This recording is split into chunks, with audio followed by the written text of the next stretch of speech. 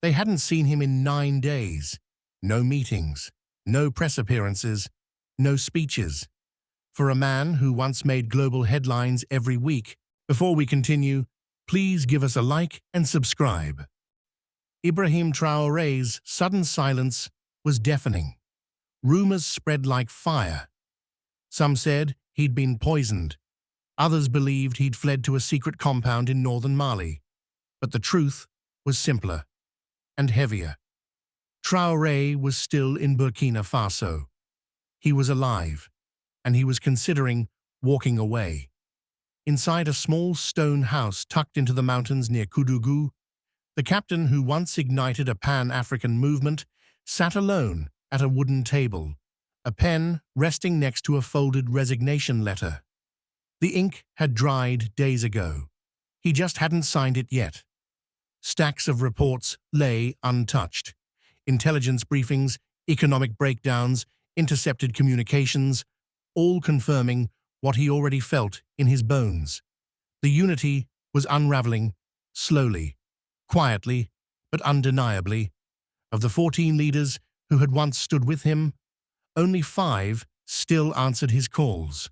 The others had fallen back into old habits: private visits to Brussels, secret meetings with IMF consultants, humanitarian deals that brought European troops back onto African soil. It wasn't just betrayal, it was insult.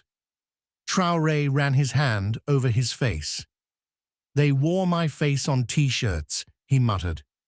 "They quoted my speeches, but when the storm came, they went crawling back to their masters." Footsteps approached outside. Only one person had permission to enter unannounced. Colonel Hamadou, his most loyal advisor, stepped into the room without speaking. He looked at the resignation letter on the table, but said nothing. Traoré finally broke the silence. "Do you remember what we said in Bamako? If one of us was attacked, all would respond?" Hamadou nodded. "Guinea was sanctioned last week," Traoré said. Not one leader spoke up, not even a tweet. Hamadou hesitated. "They're afraid." "I was afraid too," Traoré snapped, "but I stood up anyway." He stood, walking toward the window. The sky was pale grey, a dry season without rain. It matched the mood. "Do they think I enjoy this? Fighting with the West? Watching our banks bleed? Our internet blocked? Our people blamed? I didn't do this for glory. I did it because we had a chance." He paused. "But maybe they don't want freedom. Maybe they just want prettier chains." Hamadou approached slowly. "You're tired, but if you resign now, you hand them everything. The West will celebrate, the bloc will collapse, and the next man won't fight. He'll bow." Traoré didn't answer. Instead, he picked up a worn photo from the desk, a picture of Thomas Sankara, young, defiant, smiling. "They killed him because he dreamed too big," Traoré said. "I wonder if I've done the same." A long silence. Then a knock on the door. Unusual. This location wasn't public. A messenger entered, holding a sealed envelope marked "Confidential." It had come through a back channel from an unlikely source. Traoré opened it. His eyes scanned the page. Then again, slower. Hamadou watched closely. "What is it?" Traoré's voice was barely a whisper. "It's from President Obote of Uganda. He wants to meet. In secret." Hamadou raised an eyebrow. "He opposed you at the start." "I know," Traoré replied. "But now, he says, he understands. He's seen the puppet strings." He folded the letter, setting it next to the unsigned resignation. "He says Africa is watching, waiting. And if I fall, they fall too." The room fell quiet again. But something had shifted.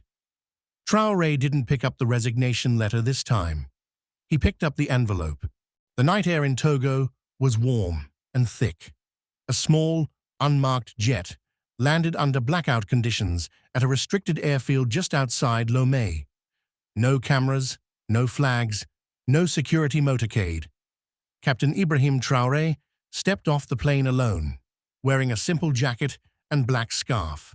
No military uniform, no entourage. Just a man chasing clarity before making the most irreversible decision of his life.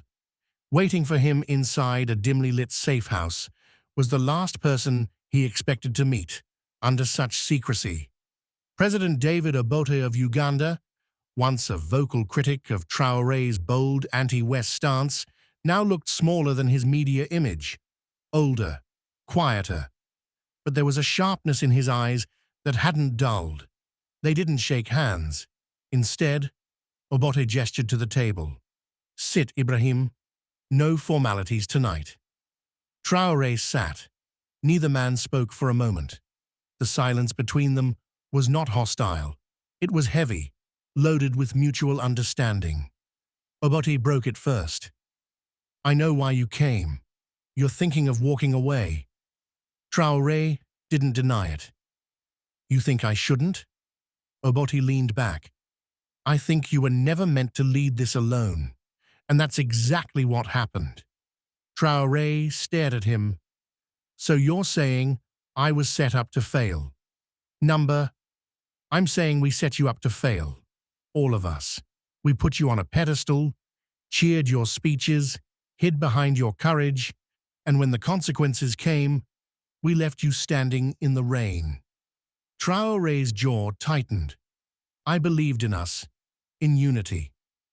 "And we believed in you," Obote said softly. "But belief is easy when the cameras are rolling. Unity is easy when there's no price to pay. Then the sanctions came. Then the money dried up. Then our generals were threatened with exile, our families blacklisted, our accounts frozen. And most of us, we folded." He paused, then added, "Not because we're evil, but because we were never ready to suffer for the truth." Traoré looked away. "I stood on that stage in Bamako and told the world Africa would never kneel again." Obote nodded. "And most of us kept kneeling, just more quietly." The silence returned. Then Obote leaned in. "I didn't call this meeting to ask you to stay, Ibrahim. I called it to tell you what happens if you go." Traoré listened. "The bloc will shatter. Oba will be called a failed experiment. The West will paint your departure as a confession." Even Traoré gave up. "And every youth who saw hope in your defiance will feel like fools. It will set us back 20 years. He paused. "And worst of all, they'll never let another man like you rise again." That last line landed deep. Traoré spoke slowly. "You think I haven't thought about that? You think I don't feel the weight of every young African who quotes my words, who wears my face on their chest? I do. But lately, it feels like I've become a symbol more than a man." "You have," Obote said. "But symbols don't rest, and if the man behind the symbol is tired, then it's time we let him breathe." Traoré frowned. "I don't understand." "I'm not here to convince you to keep fighting alone," Obote said. "I'm here to share the weight." He pulled a folder from his coat and slid it across the table. Traoré opened it. Inside, signed commitments from 5 new African leaders, not just to the OB network, but to the full Traoré Charter. A second wave. Quiet, unannounced, but real. "They were waiting," Obote said. "Waiting to see if you would break, or if you'd bend and come back stronger." Traoré read the names again. Tanzania, Chad, Sierra Leone, Rwanda, even Botswana. "They're ready," Obote said, "but they don't need a martyr. They need a strategist." Traoré closed the folder. His fingers tightened around the edge.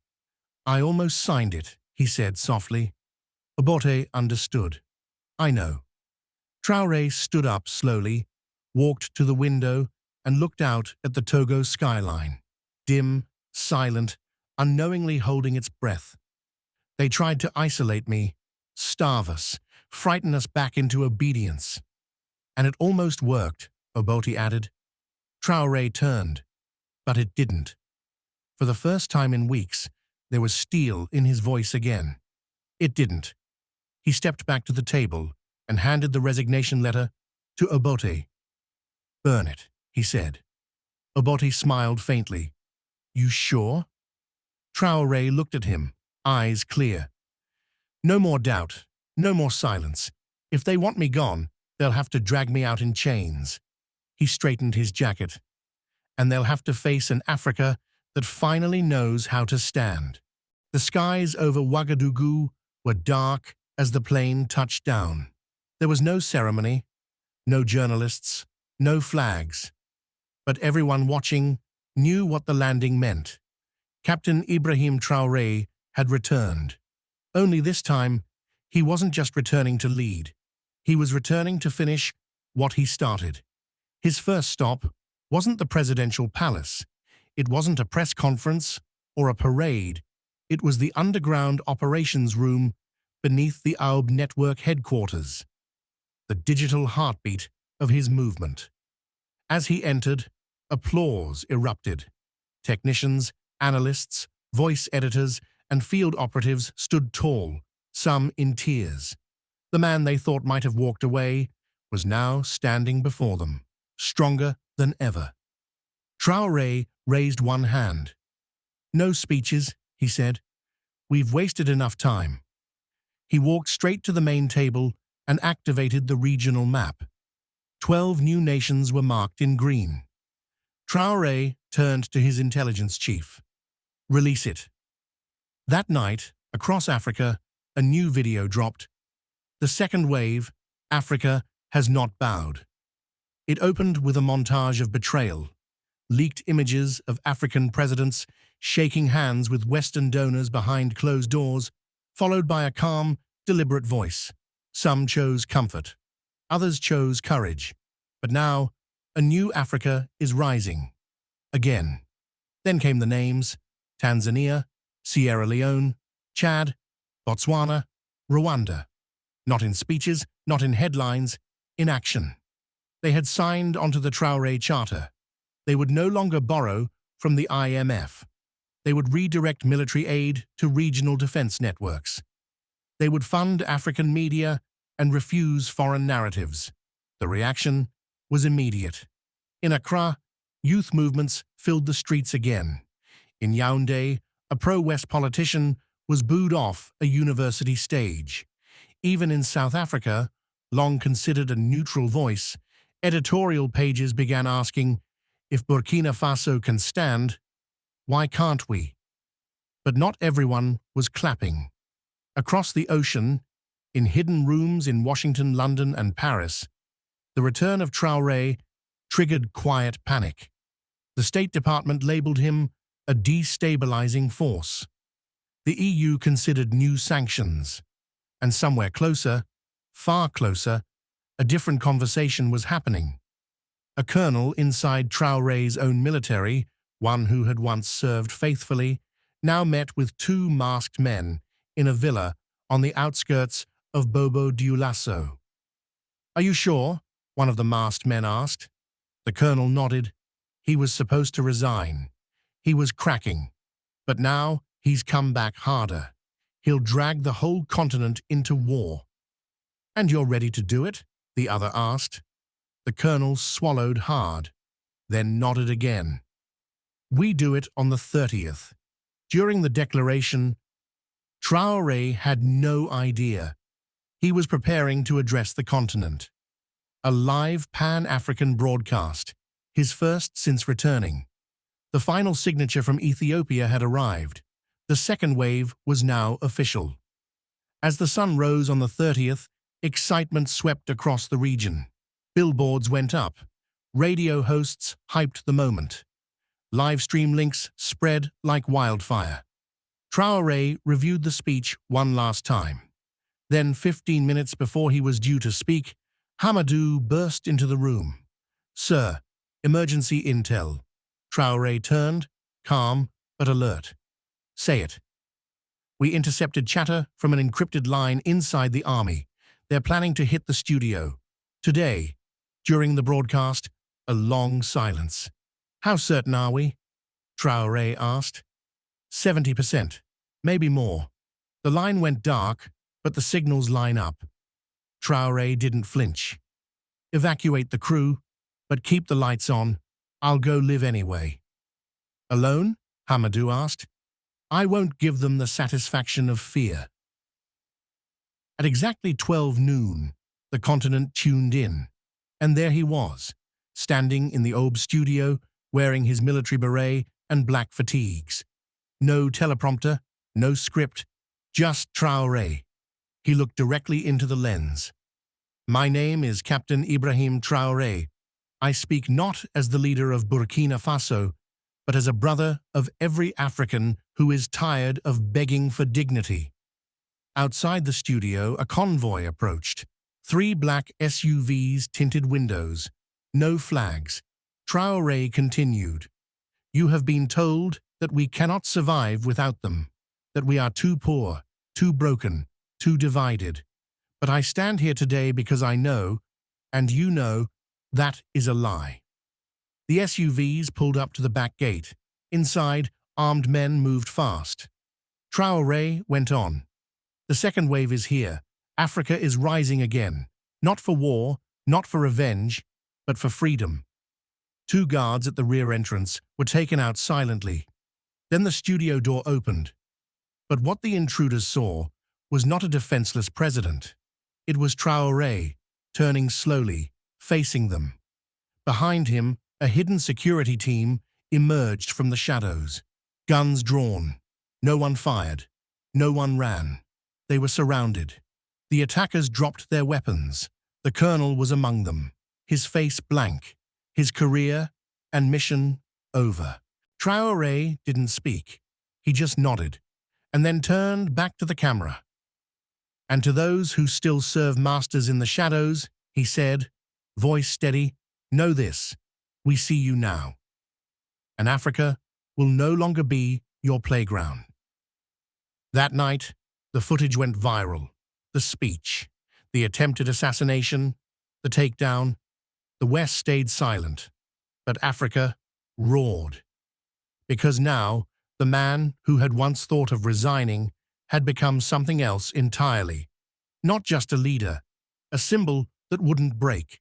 The failed assassination changed everything. It did not break Traoré, it baptized him. In the days that followed, military courts swept through Burkina Faso and its allied states, purging known conspirators. Arrests were swift, trials quiet. The message was clear: no more mercy for hidden puppets. But Traoré didn't linger in revenge. Instead, he did something no African leader had done in decades. He called for a continental congress, not in Addis Ababa, not under the African Union's filtered umbrella, but in a newly built conference hall in Ouagadougou, named simply the People's Forum. 41 African nations were invited. 27 attended, 12 sent observers. 2 refused. But for 3 days, the continent held its breath as presidents, generals, economists, activists, and revolutionaries filled the hall. There were no Western flags, no foreign translators, only African languages, African debates, African agendas. Traoré stood at the center on the final day. The empire told us we were too scattered, too poor, too tribal. But we have spoken with one voice this week, and no one can deny it. Thunderous applause. Resolutions were passed. A unified African cryptocurrency, a peacekeeping alliance without foreign military input, a continental education fund, crowdsourced from mineral profits, a media ethics charter to standardize truth across borders. The forum was a success, a symbol, a warning. But then came the twist. 1 week later, Traoré received a sealed communiqué from the intelligence division. Inside, transcripts, recordings, intercepted calls. President Kamanga of Zambia, once a vocal supporter of the charter, had begun quietly pushing for emergency powers in his country, citing the Traoré model as justification. He had suspended parliament. he had silenced opposition. He claimed, in a leaked audio, "If Traoré can rule with strength, so can I. Africa doesn't need votes anymore, it needs vision." Traoré listened to the tape twice, then summoned his inner circle. "I built this movement on discipline, on unity, not dictatorship." Colonel Hamadou nodded. "But if we call him out, we risk division." "If we stay silent," Traoré replied, "we become what they feared we'd become." The decision wasn't easy, but within days, a joint statement was released by 7 allied nations, including Burkina Faso, Tanzania, and Guinea. Africa's new path is not a license for tyranny. It is a roadmap for liberation. Any leader who twists this dream into personal power is not one of us. It sent shockwaves. Kamanga's government scrambled. Protests erupted in Lusaka. Journalists who had been jailed were released overnight. The message had landed. Traoré had drawn a red line, not against the West this time, but against African tyranny itself. In the months that followed, something incredible happened. OUB expanded into 36 countries. The African dinar, the first continental digital currency, reached 100 million users. Schools in Niger, Mali, and Car began teaching a new subject, Pan-African civic history. And Traoré, he no longer walked alone. A new generation of leaders had risen beside him. Not imitations, not shadows, equals. In one of his final broadcasts of the year, he stood before the camera, now visibly older, quieter, but unshaken. "I once thought of resigning," he said. "I thought Africa had given up. But I was wrong." He paused. "It wasn't Africa that gave up. It was our belief in ourselves that had been stolen. And now we've taken it back." He looked into the lens. "But remember, freedom is not inherited. It is practiced. And if we forget that, we lose everything." Then he turned and walked away from the camera. No music, no flag, just the sound of footsteps, and a continent that was still listening. Please give us a like and subscribe.